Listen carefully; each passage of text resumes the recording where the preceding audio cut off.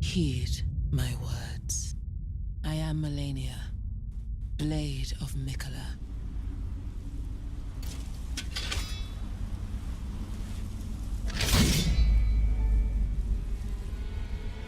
And I have never known defeat.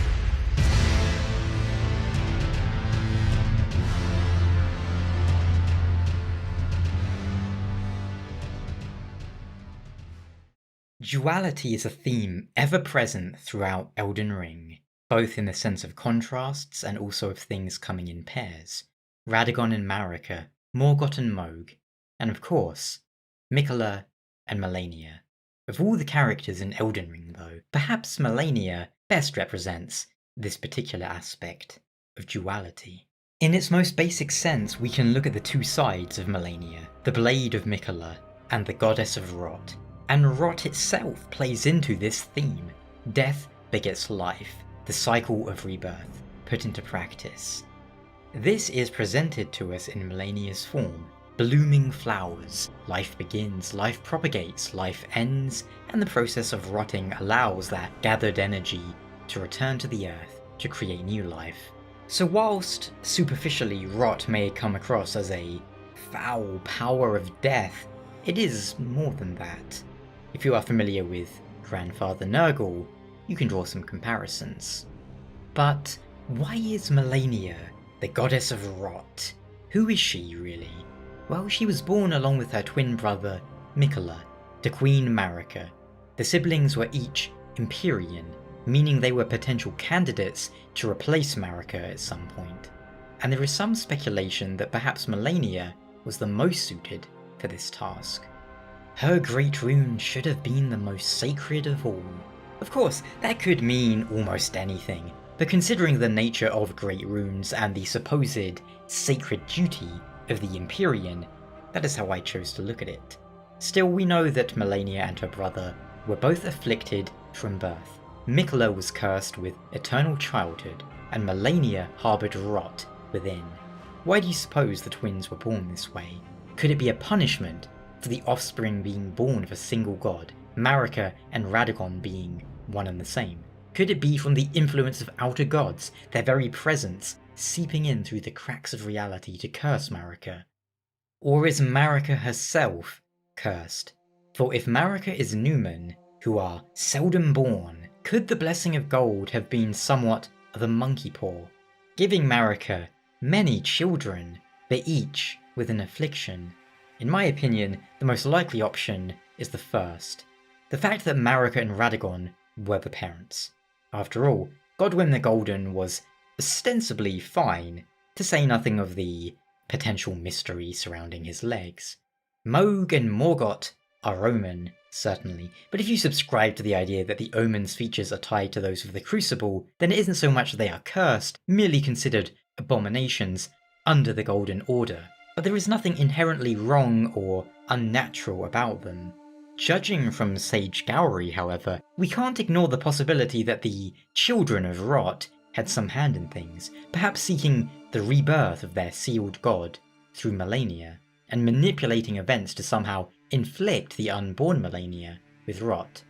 Whatever the case, however, Malenia harbours Rot within, somehow related to the outer god of Rot, who is sealed deep beneath the earth. According to legend, this god was sealed by a blind swordsman. Indeed, this blind swordsman is mentioned in several other items, most of which are associated with the warrior starting class. It seems probable that Malenia encountered this blind swordsman, or some descendant of his, during her youth, and through his tutelage she inherited his incredible skill, the sword technique that flowed like water and formed the basis of her strongest move. You might say it's her Hisatsu, the waterfowl dance, which as many have noticed bears a rather striking resemblance to a technique associated with Tomoe, the spiral cloud passage. Now we move into the realm of speculation briefly. According to the description of the Scarlet Aeonia incantation, each time the scarlet flower blooms, Malenia's Rot advances. It has bloomed twice already. With the third bloom, she will become a true goddess. Now, this is a topic of some contention. We can confirm 2 of Malenia's blooms, as we'll call them. The first we know of is during the Battle of Aeonia against General Radahn. The second we can confirm is during the Tarnished's fight with her. Which leaves us the question, was the latter of those, when she fought the Tarnished, was that the second bloom or the third? There's good arguments for either case. I ran a few polls to see what you guys thought, and it is split quite evenly, although roughly about 60% of you think that it was the third bloom. So let's look at both sides briefly. On the one hand, the description we're getting this from is from an incantation that can only be claimed after defeating Malenia and witnessing firsthand a blooming. However, during this second phase of her battle following her blooming, Malenia's name changes to Malenia, Goddess of Rot, which would seemingly indicate that it was the third blooming, no? You might be thinking, the description says a true goddess, implying maybe that we fought an inferior or imperfect version. But it's worth pointing out, I looked at the original Japanese description of that item, and it doesn't seem to include the true part. Now, of course, I only ran it through various translators, so I could well be missing some important nuance there. So take it with a grain of salt, I don't speak Japanese. I just thought it was worth pointing out, as I'm sure someone out there is thinking that the emphasis on true there might be important. So you might be wondering, if we can only account for 2, the battles against Radahn and Tarnished respectively, where is the third blooming? That is why we're on this topic, as it all leads us back to the blind swordsman, the mentor. If this mentor was indeed the blind swordsman who sealed away the god of rot, and then taught Malenia, well, say she started to display signs of her rot affliction, do you think perhaps the swordsman might betray Malenia and attempt to kill her or seal her? After all, in Millicent's questline, we learn that the despair of sweet betrayal transformed Millicent from a mere bud into a magnificent flower. So it isn't outside the realm of possibility something similar happened to Malenia. Her mentor betrayed her, and that was the cause of her first blooming. However, that is merely conjecture. Either way, Malenia remained devoted to her twin, Miquella. At some point during the Shattering, she marched south with her Cleanrot Knights. During this march, she defeated Godric the Golden, who begged for mercy. Malenia granted it, and if Godric was in possession of his Great Rune at that time, she declined to confiscate it from him. This could imply a sense of urgency. She wasn't interested in Godric, he just got in her way. And knowing what we know of the Grafted, that seems in character for him, doesn't it? Not wishing to suffer another marching through his domain. Marching on, Malenia met an opponent rather more challenging than Godric.